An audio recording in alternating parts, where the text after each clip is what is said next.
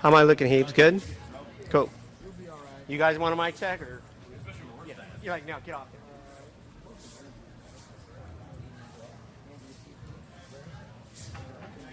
Have you heard of Andreas? Andreas? No, what is it? Oh, wait a second. Yes, I have heard of it.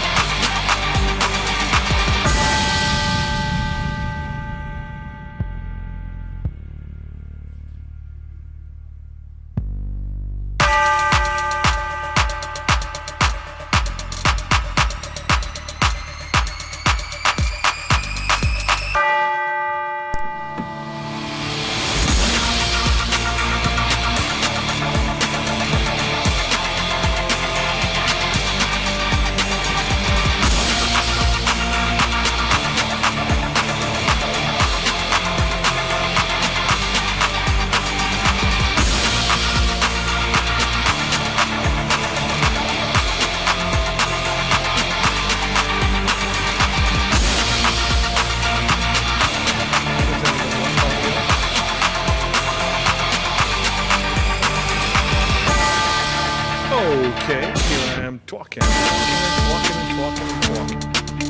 I'm saying check a baby, 1, 2, 3. Thank you. Yeah. Mr. Beam. Beam, how you doing? That one too. We're good in the back row, thank you. Good over here. Everything good with the audio yesterday. Everything okay. One person said,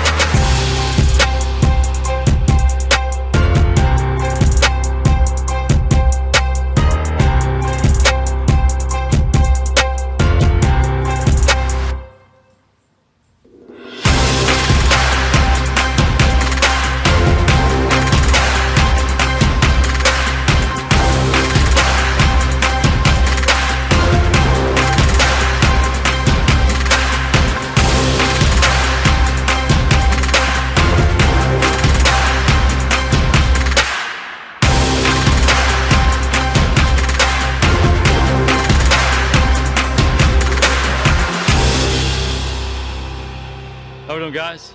Great. Well, after practice, you're thinking of incorporating into the practice schedule here, or what was with the stretching and doing some other things there? We're going to do our yoga again this year, and we had the yoga instructor come up today to kind of preview it with our veteran players, and we're going to start that program tomorrow. We have a special teams day, so it'll be a special teams team on the grass in the morning. So the guys aren't involved in that. We'll be involved in the yoga program, and then when the special teams guys are done, they'll be involved in it as well. So we just want to have a little dress rehearsal today for tomorrow's first session.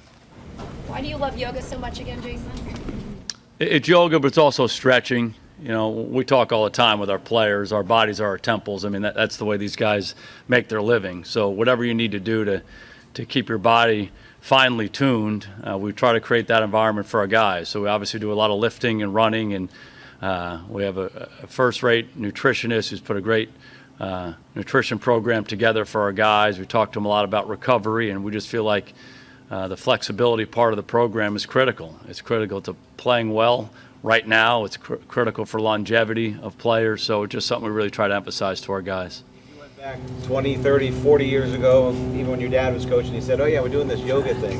What would the reaction have been back then, do you think? You know, I think a lot of guys did stuff like this on their own. I know I did at the end of my career. When you get older, you become less flexible. And I can remember being in Valley Ranch doing yoga with Mike Madano and Troy Aikman as we all got well into our 30s, and you know, just something that you need to do. And I can remember being a kid reading about Kareem Abdul-Jabbar towards the end of his career, you know, really honing in on flexibility and using yoga as a tool for that. So I just think it's a way to try to help each of our individual players improve their flexibility, hopefully improve their performance and longevity. I think it helps with the soft tissue injuries.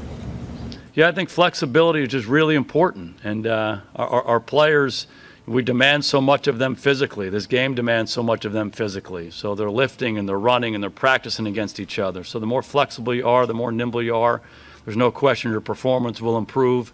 And again, your ability to handle injuries and your longevity should be enhanced. So what happened with Tristan and the cramping yesterday kind of proved your point about these light practices, or am I reading too much into that?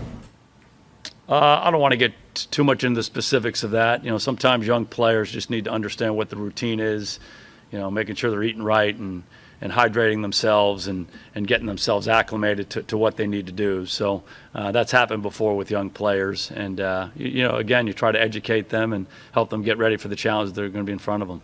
Jason, you talked about the young running backs, you had the opportunities.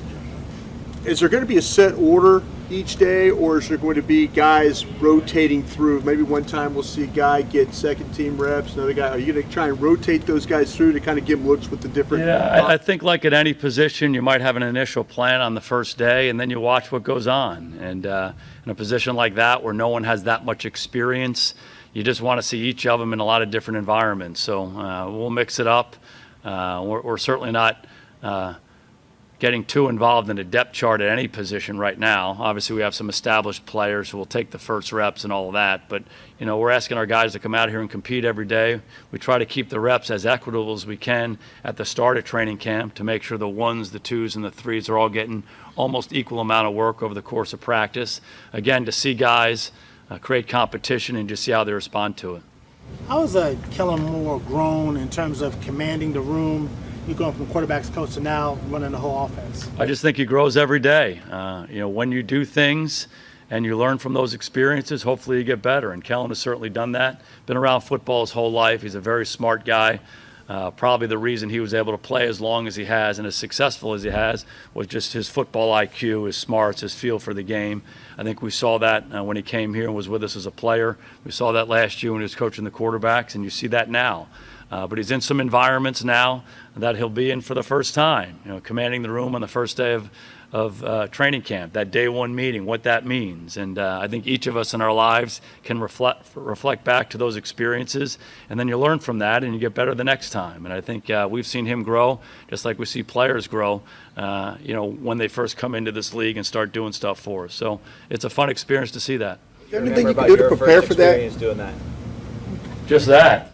You know, every time you walk into a room with an NFL team, I don't care how long you've done it, it's a challenging room. We have 90 football players now. We got 25 plus coaches, a lot of staff members in there. So I don't care how many times you've done it. You better be ready for that experience. And certainly the first time you do it, and the first few times as you're learning the ropes and what you want to say, how you want to say it, how much time you have to say it, how you want to interact with guys. You start to learn your voice. You learn how you want to speak to a team and get comfortable in that environment. So I can remember being exhilarating. Maybe one of the most enjoyable things I've done the first time I got up in front of the room. It was back in Miami when I was a quarterback coach. And you think about what you want to say, how you want to say it afterwards, like, how'd that go? You're looking at guys who are big-time players, who've been around a long time, been around a lot of good coaches. And now you're in that environment. So, it's one of the things that gets you out of bed in the morning and, puts a little bounce in your step and gets your heart pumping and your blood pumping. And that's why we do what we do. Reaction to Jason Taylor and Zach Thomas and those guys when you were done? Well, when I was in Miami, it was just the offensive guys. There's actually a great story. I'm not going to share it with you now. It's like one of my favorite football stories ever. It had to do with Ricky Williams, but Yeah, it might be something we share over a couple lemonades, but it literally is one of my favorite stories and one of the reasons I love Ricky Williams so much. And But again, it's so memorable, and you get a chance to be in front of this room with these big-time players in that environment, and you got to step up and go, and you got to be ready for that moment. And every young coach goes through that, and hopefully you grow as you go. Do to prepare for that? I mean, I don't know if you rehearse speeches or you talk to somebody, how to project. I mean, if you're not, especially if it's something that's not natural to you. Oh, I think absolutely you do. I think anybody who has to present themselves in life does that. When I was playing with the Giants back in the early 2000s, I took a speech class at NYU, and it was an unbelievable experience that I had. An older acting teacher who taught all these great actors in New York for years. I was in the class, and I was in the class with a lot of people who were from different countries who didn't speak English as well as they wanted to, so they were learning how to present themselves. Maybe young people at work, trying to get better at that. And I think there's no question in my mind that's something you need to work on and strive to get better at if you're going to be in those environments. You see Kellen coming to you with different situations maybe and how you might handle it and asking your advice quite a bit? Or we just have a really good relationship. We talk a lot about what we're doing and how we want to do it and how we want to present it, and how that meeting went. That was really good. Hey, maybe next time let's think about this. But that's something that as a head coach you try to do with all your coaches, and you try to visit with them anytime they're in an environment in front of the players and reinforce what you thought was good. Keith O'Quinn was fantastic in the meeting this morning. Fantastic. We went out of the meeting 30 seconds and we talked about what that was all about and why I thought his presentation was as good as really any I'd seen on that particular topic he was talking about. So I think that's part of my job. That's part of the job of the veteran coaches who have been around, have that kind of feedback and dialogue with each other. You kind of give them the parameters of, especially a younger coach like Kellen, of what you want or what you feel they should emphasize. But again, each one of them has to find their own voice and deliver it their way. So how do you kind of structure that with them? Yeah, we just talk very specifically about how we're going to do things. Early on in training camp, there's a lot of macro messages that you get out there, starting with me and the coordinators and position coaches about, what the expectations are, what we want to be, what we aspire to be, what that looks like. Okay, so that's really what we do at the outset. And then you get more specific. You get into installing plays and technique, and you're watching film, and you have playbook sheets up there, all of that. So there's just a progression that we go through and what this meeting is going to be all about. And you make the great point. I'm not standing there telling somebody how to be. We hired them for those jobs for a reason. And we want to be able to touch and interact with the players a lot of different ways. We're not trying to hire all the same coach. In fact, we're trying to hire different coaches, young coaches, older coaches, loud coaches, quiet coaches. There's a lot of different ways you have to reach out and touch players, and you try to do that individually, but you also try to do that across your staff. So you never want to stifle that, but there is direction that comes from me about what we're going to do and how we're going to do it. Being new in that post, how much more cognizant are you of the finer details when you guys are installing and having walkthroughs like a situation like this morning, Jason? Well, hopefully, I'm aware of the finer details really all across our team. I sit in all the meetings as much as I can. Oftentimes the meetings are going on at the same time, so you can't be in 2 or 3 places at once, but I try to spread myself around and have conversations with all of our coaches. And again, reinforce what we think we're doing well, and if I have a concern about something, address that with them. And that's not only in the meeting room, but that's in the walkthrough on the practice field. Being more vocal when you get them on the grass, though, this offseason? With the offense? I'm more connected with the offense right now than I have been in recent years. And at different times, I've been more connected with different parts of our team for different reasons. And we have some young coaches on the offensive side of the ball, so I've been a little bit more engaged in that all throughout the offseason. But hopefully we'll get to the point where we can get it bounced back out again. Do you feel responsible for the pace of practice? Is that a way? I mean, you seem to like guys blah today. What do we do? Do you That's feel, a huge part of my job. The energy of the leader pervades the group, and we have a lot of different leaders. I certainly am in a leadership role. Coordinators are in leadership roles. Position coaches are in leadership roles. Any coach is in a leadership role. Elite players, guys who've been on our team for a long time, they're in leadership roles. So we're all responsible for the pace and the energy of the practice, the meeting, the walkthrough. You particularly engaged with the backup quarterbacks recently, challenging them out there during mini camps as well as practice here on the first day. What do you still need to see from Mike White and Cooper Rush? We just need to see those guys come to work every day and get better, like with every position on our team. So one of the things that young players at that position need to do, and this is a real general statement, is they need to take more command of the situation. They're the leader. They're in charge of it. They get the play from the coach, but now they're in charge. They're in charge of the huddle. They're in charge of the line of scrimmage. They're in charge of the personnel, the tempo, how we go from this play to the next play. We have success, let's go to the next one. We have adversity, let's go to the next one. Just the whole command. And close your eyes and think about the best quarterbacks you've ever seen in the NFL. That's line one with all of them. They're unbelievable, the presence that they have. Now, there's a lot that goes into getting to that point. You got to know it. You got to know that you know it. You got to walk in there. I always talk about Troy Aikman, Dan Marino, John Elway walking in the huddle. What the hell does that look like? Damn, if you're in that huddle with them. It's big time stuff, right? So that's the point we're trying to get to have that kind of command, that kind of presence, know it like that. And so wherever you are in your career, that's what we're trying to get done. That's what we're aspiring to. So you try to challenge them to do that with the group that they have. Jason, based on what you've seen so far, what are the best qualities that Jon Kitna has as a coach, and how has he brought them to bear with Dak and the quarterbacks? Yeah, we had a great experience with Kit when he was playing for us. And, at that time, I always said to myself, at some point he's going to stop playing. And at some point we got to get him back on board because he's a special person.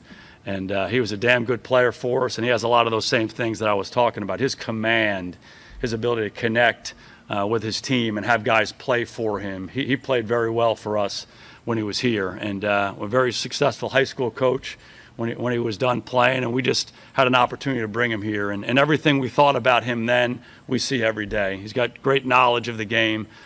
He's got a great way to connect with people. He's a really, really good teacher. The enthusiasm he has, teaching in a meeting room, teaching on the field is fantastic. The way he interacts with players, the way he interacts with coaches. He and Kellen work really well together with the rest of the offensive staff. He's a ball guy. He loves it, and he's a very pure person.